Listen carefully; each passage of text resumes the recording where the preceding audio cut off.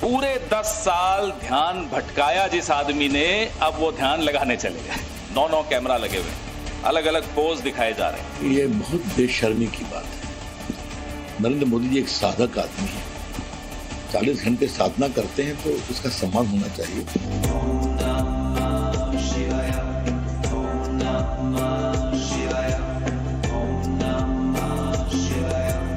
कन्याकुमारी में जाके बैठ के ये जो करने का नाटक कर रहे हैं, इससे कितना देश का पैसा खराब हो रहा है। प्रधानमंत्री कन्याकुमारी जाकर विवेकानंद रॉक पर ध्यान करे, तपस्या करे, साधना करे, मौन रहे, तब भी उनको समस्या है।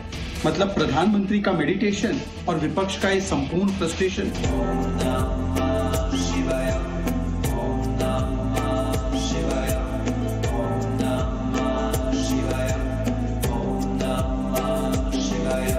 निवर्तमान प्रधानमंत्री के खिलाफ 14 शिकायतें हैं उल्लंघन का, कोई कार्रवाई, कोई नोटिस नहीं दी। प्रधानमंत्री के कोई भी एक्शन पर मतलब रिएक्शन दी जाती है, ये अच्छी बात नहीं है। मोदी जी अभी ध्यान में चले गए, अभी तो उनके जवान नहीं निकलेंगे। चलिए 4 तारीख के बाद जरूर उनकी ध्यान भंग होगी।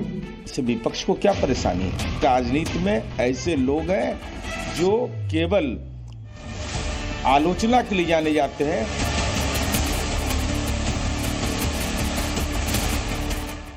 ध्यान योग संयोग, या फिर इस पर सवाल पर हम चर्चा करेंगे, और वो भी ताल ठोक करके। हमारे साथ आज जो पैनलिस्ट हैं, आज जो मेहमान हैं, उनका इंट्रोडक्शन मैं करा देता हूं। देखिए, सबकी तस्वीरें आपके सामने आ गई। शिवम त्यागी हमारे साथ भारतीय जनता पार्टी के प्रवक्ता मौजूद हैं। सुरेंद्र राजपूत हमारे साथ हैं, कांग्रेस के प्रवक्ता।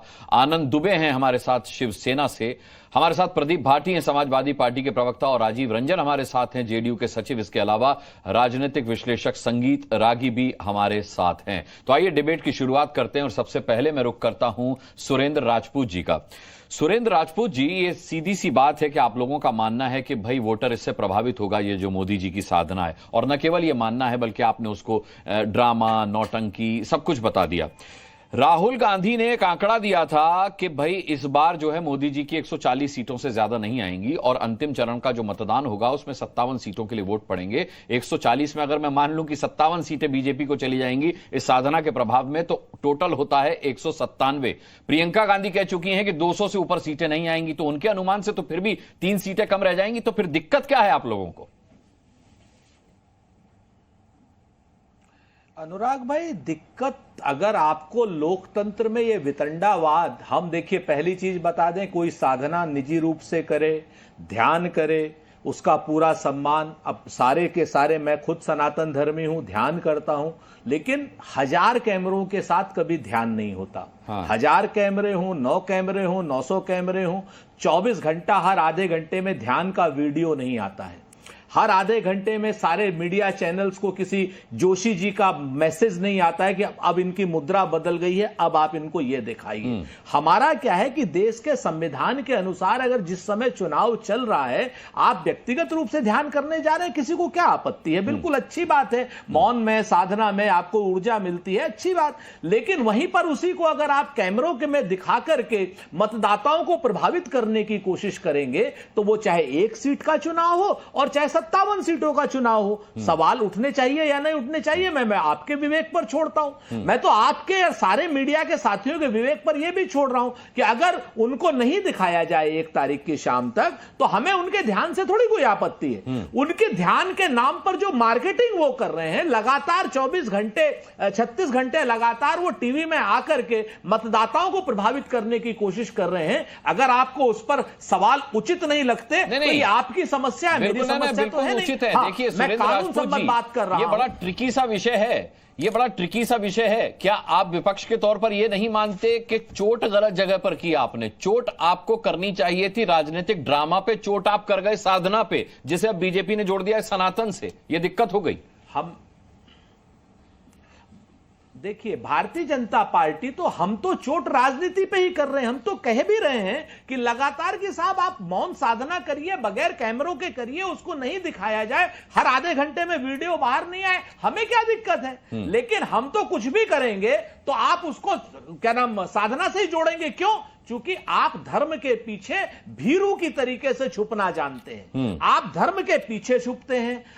हम बात आपके सीमा की सुरक्षा की करते हैं, आप सेना के पीछे छुपते हैं। हम आपको चंदा चोरी की बात करते हैं, नरेंद्र मोदी जी की पार्टी को, वो भगवान श्री राम के पीछे छुपते हैं। तो उनको तो अपना जो उनका नैरेटिव बनाने की कोशिश करना है तो वो नैरेटिव बनाएंगे। हमें उनकी साधना से कतई कोई दिक्कत नहीं। उसकी साधना जो कैमरों पे सारे मीडिया भाई वो राम नाम का लेकर जय श्री राम का नैरेटिव बनाने की कोशिश करते हैं, तो कांग्रेस भी सुप्रीम कोर्ट में हलफनामा देकर कहती है कि राम के अस्तित्व पर सवाल उठा करके, तो नैरेटिव तो कांग्रेस भी बनाने की कोशिश करती है। राजनीति में जब आप जाते हैं तो फिर नैरेटिव अपने पक्ष में बनाने के लिए आप स्वच्छंद हैं। मैं आपसे फिर से कहता हूं, जिस किसी भी मूर्ख ने यह बात कही हो कि कांग्रेस ने हलफनामा दिया था, उसको या तो वो नशे में है या वो मूर्ख फिजूल की बातें करता है। अच्छा, हमारे पास डीएमके ने एक हलफनामा दिया था जिसको 24 घंटे के अंदर हमने उसको करेक्ट किया था। हलफनामा तो भारतीय जनता पार्टी ने 2019 में दिया है सुप्रीम कोर्ट में, जिसको अभी उन्होंने करेक्ट नहीं किया है। अच्छा, आप जाकर के देखें, राम सेतु पर जो लेटेस्ट सुप्रीम कोर्ट में हलफनामा है वो भारतीय जनता पार्टी ने दिया है, और वहां पर उन्होंने राम सेतु के लिए क्या क्या कहा है उसको पढ़िए। हमने कभी नहीं दिया था, और 24 घंटे में वो जो कमी डीएमके ने करी थी उसको हमने करेक्ट भी किया था। लेकिन आप लोग, चूंकि आप लोगों को वितंडावाद फैलाना है, आप लोगों को भारतीय जनता पार्टी को सपोर्ट करना है, भारतीय जनता पार्टी को कवर फायर देना है, तो अच्छा, मैं समझा आप लोग कह रहे हैं तो बीजेपी पर हमला कर रहे हैं, बट सुरेंद्र राजपूत आप तो मीडिया पर हमला कर रहे हैं। भाई ऐसा है, सुनिए, ऐसा है, सुनिए, देखिए, मैं बीजेपी नहीं, हाँ, सुनिए जी बोलिए जी, सुनाइए।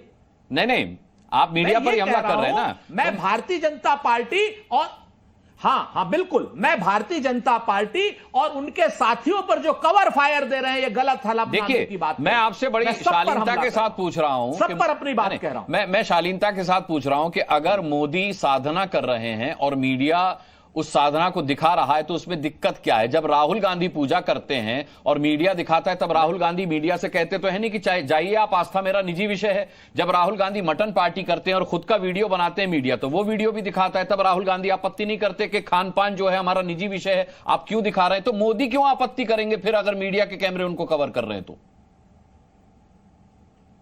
मैं फिर से कहता हूं कि हमारा सवाल चुनाव आयोग से है।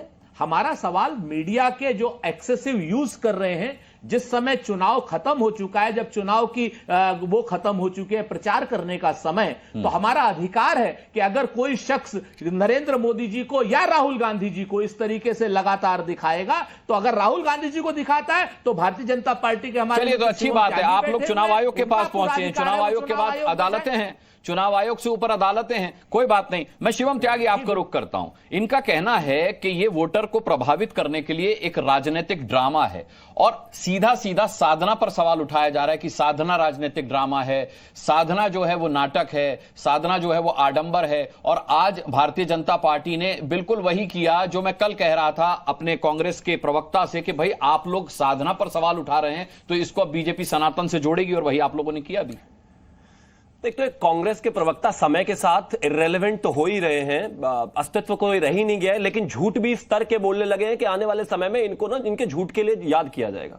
2005 में मनमोहन सिंह सरकार ने एक सेतु समुद्रम प्रोजेक्ट को हरी झंडी दी थी, नहर परियोजना को, जिसके तहत राम सेतु को तोड़कर वहां पर एक मार्ग बनाया जाना था ताकि शिपिंग में जो है श्रीलंका को घूमकर आया ना जाए, परेशानी खत्म हो जाए। ये इन्हीं की सरकार ने 2005 में दिया था, और यहां बैठकर 2024 में भी झूठ ही बोल रहा है। मतलब 19 साल हो गए झूठ बोलते बोलते, लेकिन जबान रुकी नहीं झूठ में। खैर, अब मैं आगे आता हूं, ये विषय नहीं है। अब जहां तक बात आपने सनातन की कही, खड़गे जी ने क्या कहा, खड़गे और सुरेंद्र राजपूत का तो कोई तुलना तो नहीं है। सुरेंद्र राजपूत जी तो प्रवक्ता हैं और अध्यक्ष तो के सामने तो आदमी ना 3 में ना 13 में, तो रियलिटी है, तो आप भी मानेंगे, आप इतने पुराने पत्रकार हैं। खड़गे जी ने क्या कहा, ये जो कैमरा के सामने आप साधना का ढोंग कर रहे हैं, ड्रामा कर रहे हैं, इस पर मैं बस यही कहना चाहता हूं कि ये कैसे चलेगा, जिस तरह की चीजें हो रही हैं, इससे देश को फायदा क्या है। आप मुझे एक चीज बताइए, इनका जो 28 दिसंबर 2020 को कांग्रेस का 137वां स्थापना दिवस था, राहुल गांधी विदेश भाग गए, छोड़ दीजिए। कर्नाटक में इनकी जो है सरकार के पोर्टफोलियो डिस्ट्रीब्यूट होने थे, राहुल गांधी विदेश भाग गए, छोड़ दीजिए इस बात को। महाराष्ट्र में इनका गठबंधन तय होना था, राहुल गांधी विदेश भाग गए, छोड़ दीजिए इस बात को। सीएए पर धरना चल रहा है, उनकी माताजी यहां पर आके कहती है कि सड़कों पर निकलो, राहुल गांधी विदेश भाग गए। वो क्या करते हैं भाई वहां जाकर, कौन सा ड्रामा करते हैं वहां पर? इससे आपको क्या लेना देना? मैं बताता हूं इस बार, राहुल गांधी विदेश जाते हैं, ये उनका निजी मामला है, बिल्कुल निजी मामला। इसमें आप क्यों घुस रहे हैं कि वहां वो जाकर क्या करते हैं? लेकिन फर्क क्या है, फर्क क्या है? मेरे देश के प्रधानमंत्री देश में चुनाव के बाद साधना कर रहे हैं। अब उस पर कैमरा है, कैमरा नहीं है, मैं मानता हूं ये पूरे तरीके से जनता के सामने है। आप कहां जाते हो, आप भी बता दीजिए भाई। चुनाव के बाद देश का प्रधानमंत्री देश में रहते हुए भगवान की पूजा अर्चना कर रहे हैं, इनको उसमें भी दिक्कत है। लेकिन एक आदमी चुनाव के चलते, चुनाव के बीच में, चुनाव से पहले इंपॉर्टेंट दिनों पर विदेश भाग जाता है, ना कैमरा होता, आप भी साथ कैमरा ले जाया करो। और एक और चीज जो आपने कही, मुझे 10 सेकंड और दे दीजिए। अगर वो विदेश भाग जाते हैं तो इसमें नहीं, हमारे लिए विनिंग नहीं है। इस पर सवाल क्यों उठा रहे हैं? इसलिए उठा रहे हैं ताकि हम चाहते हैं कि इस देश में 100% ट्रांसपेरेंसी रहे।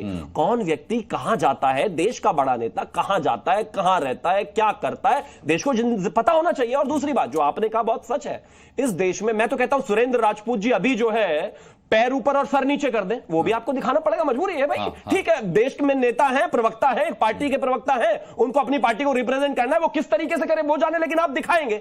इस देश में जब राहुल गांधी का यहां पर 16 अप्रैल को चुनाव की वो हो रही थी, चुनाव प्रक्रिया चल रही थी, जब वोट डाले जा रहे थे, बराबर में वो कर्नाटक में रैली कर रहे थे, क्या वो नहीं दिखाई गई?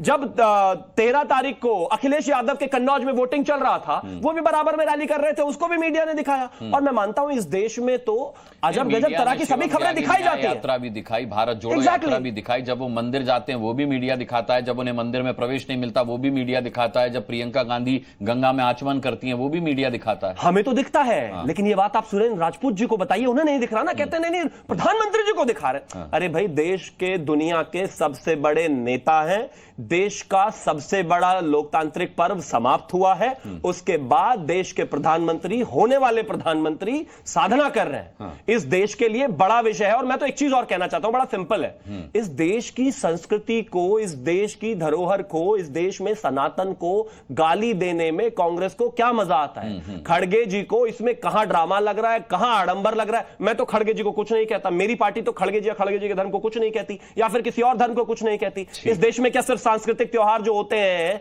या फिर सांस्कृतिक पूजा अर्चना जो होती है वो क्या सिर्फ हिंदू धर्म की होती है? इससे पहले तमाम पार्टियां और जो तमाम सरकारें थी वो और दूसरे धर्मों को भी खूब सेलिब्रेट करती थी, उसमें तो कभी इनको दिक्कत नहीं हुई। आज अगर यहीं पर मौका यही होता और किसी दूसरे धर्म की इफ्तारी होती तो क्या सुरेंद्र राजपूत इसी तरीके से चिल्ला चिल्ली कर रहे होते? बिल्कुल नहीं कर रहे होते। मैं सिर्फ एक ही चीज कहना चाहता हूं, इस देश में धार्मिक आजादी हर किसी व्यक्ति को है, देश के प्रधानमंत्री को भी है। वो अपनी धार्मिक आजादी के तहत अगर इस देश में भगवान को मानते हैं, पूजा करते हैं, तो इससे सुरेंद्र राजपूत को या फिर इनकी पार्टी को कोई दिक्कत नहीं होनी चाहिए। सुरेंद्र राजपूत जी ने मोबाइल पर कुछ तथ्य निकाल लिए हैं, बहुत देर से वो मोबाइल में सर्फ कर रहे हैं। चलो कहीं से मेहनत करके निकाले तो सही, पहले निकाल लेते तो अच्छा रहता।